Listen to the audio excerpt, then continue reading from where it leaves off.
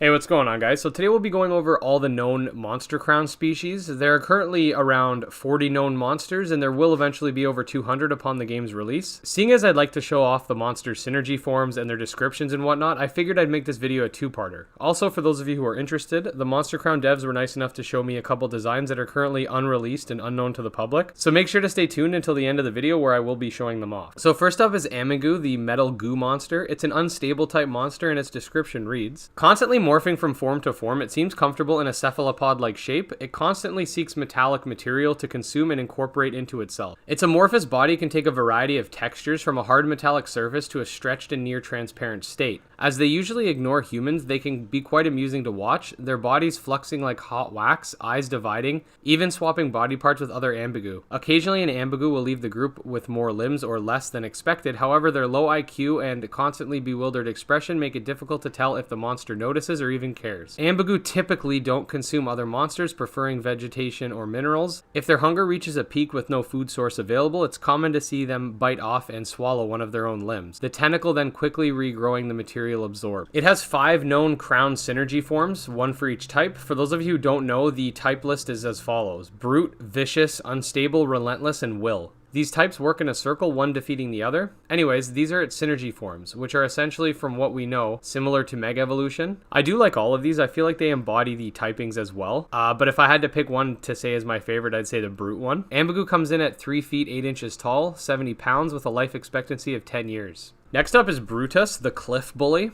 Its description reads, calling the sacred province home, BRUTUS are hefty creatures with a lower center of gravity. BRUTUS's fists are blunt, causing their punches to exert an even pressure on contact. While the punches themselves rarely cause serious injury, they can knock an enemy monster into the distance. When threatened, BRUTUS will stomp its feet, initiate a frog-like throat, and emit a loud, droning noise from its nostrils. Posed to attack, it will weave back and forth, looking for an opening to land a punch in order to cast the foe from the cliffs and into their doom. BRUTUS have been known to eventually become cocky after a chain of victories. This overconfidence has occasionally led them to challenge a Traumata, a deadly mistake that will not offer them the opportunity to learn. As of right now, this seems to be its only form. It is Brute type and comes in at 6'3", 405 pounds, with a life expectancy of 55 years. Next up is Canite, the all-or-nothing canine. Its description reads, on mountaintops where raptor does not roam, you're bound to find a pack of Canite.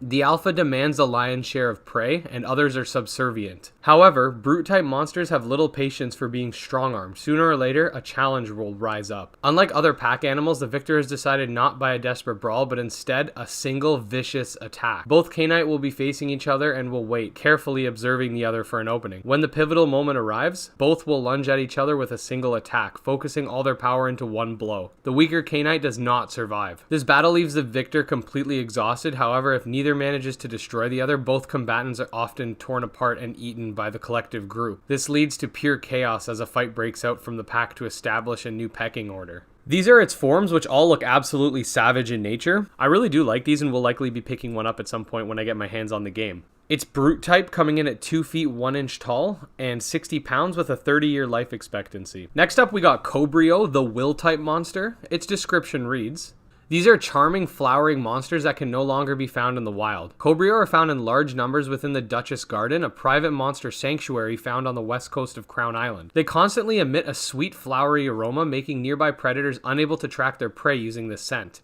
The same attribute has caused COBREO to develop incredible sense of smell, one that was needed to overcome their very own present scent. This amazing sense of smell comes in handy. COBREO's eyes are completely obscured by its own flowering petals. COBREO are very passionate, experience dramatic emotional responses to loss, joy, or infatuation. In the event of a natural death due to illness or age, during its final moments, COBREO's flower petals open and wilt, revealing its eyes for the first time. If a tamer looks into their COBREO's eyes during these final moments, they are said to be truly overcome with emotion and spend the rest of their days focusing on spending as much time as possible with the ones they love. Currently, the only synergy form we have for it is its unstable form, which kind of looks like a cross between Flygon and Rayquaza. It's pretty damn cool. It comes in at 6 feet 2 inches tall, 480 pounds, with a life expectancy of 65 years.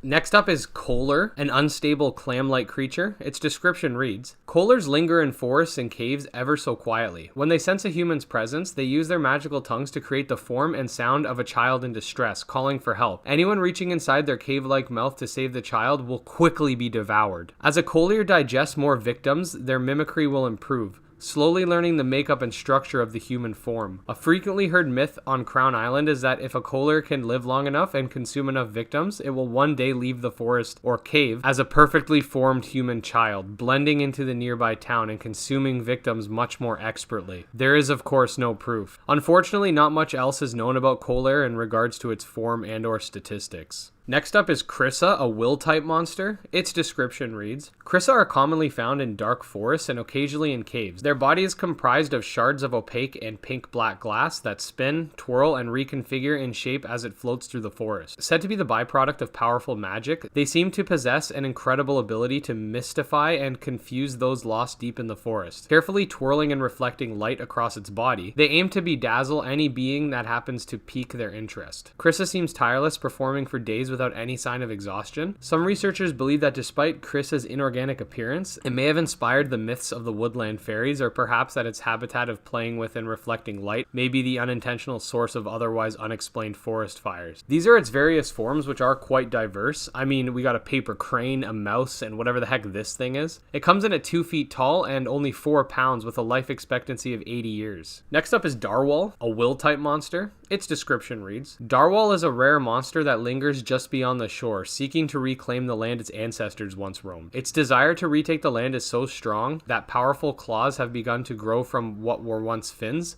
seemingly from sheer force of will. They seem to enjoy gathering in the shoals and feasting on salt and other mineral deposits. No doubt these nutrients are essential to Darwhal's changing body. When it comes to food, Darwhals still prefer aquatic prey, taking great satisfaction in pruning the occasional walrus that seeks to travel upstream in search of the river to rule. Like the relentless starter DARWHOL, its future is uncertain. What will become of this beast as it's influenced by the passage of time? Perhaps you'll be the one to answer that question. Its synergy forms are interesting, and my favorite one is probably the relentless form. It comes in at 5 feet 2 inches tall and 480 pounds with a life expectancy of 140 years. DARWHOL is a relentless type, and its description reads, DARWHOL is a young stone dragon that lingers like a statue near the ancient buildings of the oldest cities of Crown Island. Often mistaken for a statue, DARWHOL seems to wait for something. After decades, a well-known DARWHOL will vanish. No one knows what happens when they mature. If provoked, it will let loose a feverish rage, attacking relentlessly for days if needed until its foe is unconscious or dead on the ground beneath it. Its synergy forms are really cool and embody the fact that it's made of stone really well. This thing definitely needs to be on my team. Unfortunately, that's all we know about DARWHOL, as its height, weight, and life expectancy are currently unknown. Next up is FRIGIDILE, a will-type monster. Its description reads, FRIGIDILE are unique amongst their cold-blooded brethren. They have not only adapted but learned to dominate in the harshest of frozen storms. Their hardened hide stands strong against pelting hail, and a thick mane insulates their necks from both the elements and other FRIGIDILE. When pleased, they let out a bellowing roar that can sound like a low inhuman laugh. FRIGIDILE take joy in cornering several small canite and tossing them into their jaws, devouring them in a single mouthful. Getting lost in a Frobeck storm and coming face to face with this beast is a fear of many. This beast's terrifying visage and dietary habits have earned this monster the moniker Raptor of the East. This is another really cool looking monster. I mean, check out this relentless form. I'd fuck with that.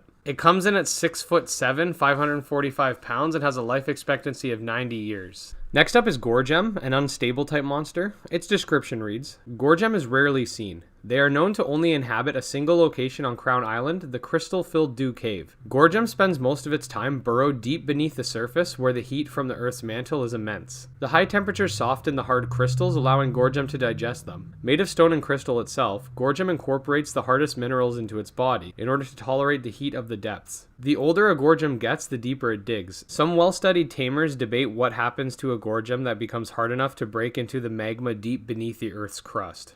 It currently does not have any known synergy forms and comes in at 5 foot 3 inches tall, 830 pounds, with a life expectancy of 180 years. Alright, so I want all of you to check out GRIDAG real quick. This thing's straight up nightmare fuel, and we'll show you what it uses those tentacles for when no one's watching. Its description reads, GRIDAG is a demonic entity that manifests from the fabric of human nightmares. Its twisting, turning shape enables this beast's signature trait, the ability to unconsciously detect the beastly form which the victim will fear most, and assume that shape. Attracted to those prone to paranoia and insomnia, it will manipulate the shadows, causing anomalies from the edge of the victim's vision in the days leading up to the kill. Outbreaks of sleep paralysis to those nearby marks this creature's approach. Symptoms suddenly disappear one morning. coinciding with the discovery of a gruesome murder that happened during the last night. Not much is known about statistics or any of its synergy forms, but this thing needs to be on my team. Next up's my favorite monster so far, and that's GRIDAG, the brute type monster. Its description reads, GRIDAG is thankfully a privately bred dragon monster. Its powerful heated breath, strength, and speed would quickly allow it to dominate almost any environment. Rivaled in raw strength only by Tanarok and Raptor outside of Titan-class monsters such as Trove, Ingron, and other mythical, unconfirmed beasts. Despite common belief, GRIDAG does not breathe fire, but instead blasts superheated air peppered with burning metal embers. Flying close to the ground, GRIDAG will hook its hardened claws or tail into the ground and quickly change direction and corner enemies mid-flight. Thanks to these skills, they excel in rocky mountainous regions. Owning a GRIDAG is tough. Their brash personalities demand a domineering tamer who is willing to return aggression without showing a hint of fear towards his beast. Poorly trained GRIDAG have been known to lose their temper and soar into the air, attacking the service storklifts that serve Crown Island. Any tamer allowing such an incident to occur will forfeit the monster's ownership rights for life and receive a lengthy prison sentence. It currently doesn't have any known synergy forms, but does it really need it?